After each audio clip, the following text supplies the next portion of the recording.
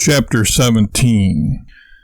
Warble plays down the seriousness of the situation as best he can and says that, before he can make his inventions public, he'll have to come up with some ideas to make a little cash in the short term, to get us by for a while. "Don't worry, I'll think of something. I always do, don't I?" Warble prompts, raising his beer bottle toward his old buddies. Bob and Wayne are relieved that Warble doesn't seem to be all that concerned, and that he seems confident of being able to scare up some kind of opportunity for himself. Eager to agree with Warble that he is a self-sufficient person and won't need their assistance, Wayne replies, "I'm sure you will, Warble. You're like a cat. You always land on your feet." When Warble wakes up in the morning, he stumbles into the kitchen to see if he can track down some coffee. Bob has already left for the day. A note on the kitchen counter says that he and Mary should make themselves at home and that he'll be back sometime that night. He doesn't know exactly when, but they'll figure out something for dinner when he does get back. If they don't want to wait for him, they can help themselves to anything in the fridge. After opening every cupboard but one, Warble finds the coffee. In a few minutes, he's sitting at the table, sipping Java and reading the Dayton Daily News. By the time he's through with the paper and awake enough to start feeling restless, Warble hears Mary stirring. He pours himself another cup of coffee and waits for his wife to join him. After Mary eats a little and has a glass of orange juice, she doesn't drink coffee. She says that if they're going to stay another day with Bob, they'll need to buy some things. Warble hates grocery shopping, but even shopping is better than sitting around an empty house with nothing to do. So the McGorkles arrive at the mall a few blocks from Bob's house just as it opens. As Mary picks up shampoo and hairspray and other such things, Warble wanders around the mall from store to store trying to find something to catch his eye. He has no interest in 94.2% of the items for sale at the mall. Knickknacks, clothes, books about how to lose weight and get out of debt, stuffed animals, cookies. Warble is a little hungry, but not for something sweet, not at the moment anyway. He wants something that will stick to his ribs. He would really like to have a cheeseburger from Citizen Page, but then he would have to track down Mary since she would be irritated with him if he ate without her. Just a little snack, something salty preferably, would tide him over for a while. Warble sees a vending machine against the far wall and walks over to see if there's anything that strikes his fancy. Candy bars, soft drinks, potato chips, nuts. The nuts don't look too bad. They seem like the best thing available. Warble drops in 60 cents and selects the peanuts. As he wanders around the mall, slowly eating the nuts, Warble notices the guarantee printed on the package. If for any reason you are not completely satisfied with this international nut product, please retain this package and contact us. We will cheerfully refund double the amount you paid for it. Warble smiles to himself and, after emptying the rest of the contents of the package into his hand and tossing them down his gullet, flattens out the package, folds it in half, and stuffs it deep into his pocket. When Warble finds Mary, she is bordering on ecstasy over the bargain she has found at some boutique or other. Warble feigns interest and attention as Mary drones on and on about how much she has saved. It doesn't sound like such a bargain to Warble, but then again, he doesn't exactly keep current with the price of things.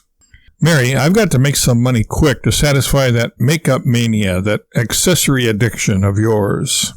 Mary ignores Warble's ever so slightly veiled complaint. She's hungry and doesn't want to reason with Warble or try to reason or argue or discuss or anything else you might call it. She wants to eat, and she wants to eat now. "Let's go get an early lunch, Warble. There's a food court around the corner."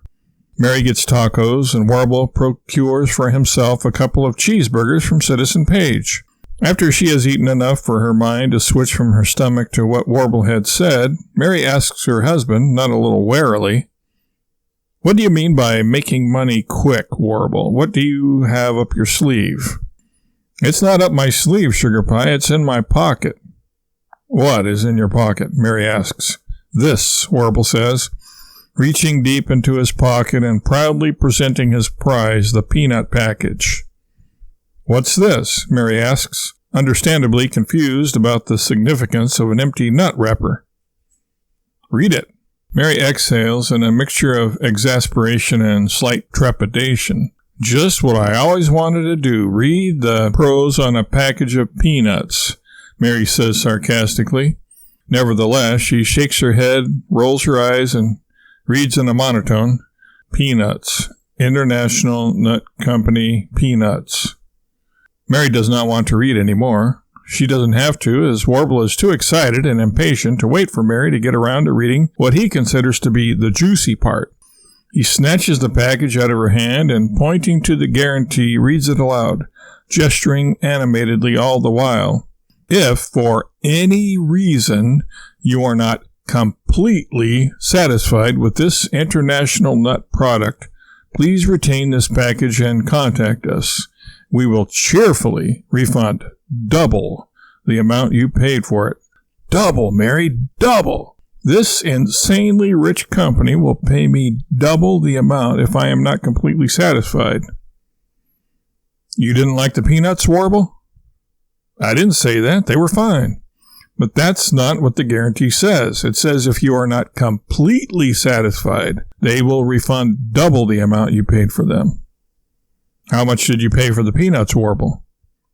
That's irrelevant, Mary. I'm not thinking peanuts here. I am thinking about literal peanuts, of course, but I'm not thinking small amounts here. But Warble, you only bought one package. So far, Mary, so far. I'll find some place where I can buy crates and crates of this stuff, thousands of dollars worth.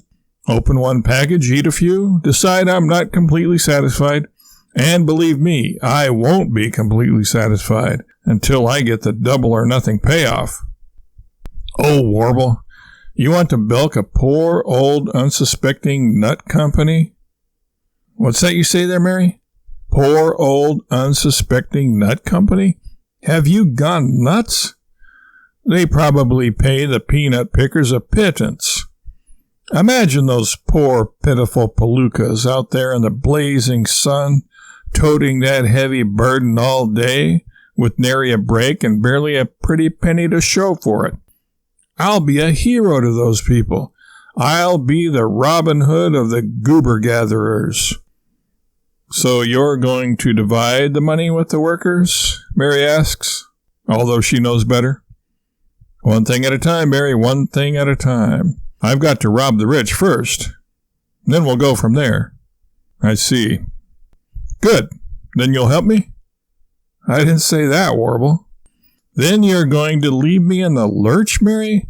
You expect me to work my fingers to the bone providing for you while you sit back and watch serial dramas and munch on caviar all day long? I'm not only a hero of the working man, I'm a martyr. Yes, dear, Mary says and shuffles off toward the car. Her shopping spree is over. Warble catches up with her. He wants to convince her of his rightness in this affair. Besides, Mary, this is my duty as a red-blooded American. It's my opportunity to demonstrate my Yankee ingenuity. Come to think of it, I'll also be providing a priceless service to the International Nut Company, because I'll be exposing the hole in their guarantee, which they can subsequently close after I make my loot. I'll end up saving them millions, no billions of dollars. They should, in addition to my double refund, give me a large reward for pointing out their faulty guarantee.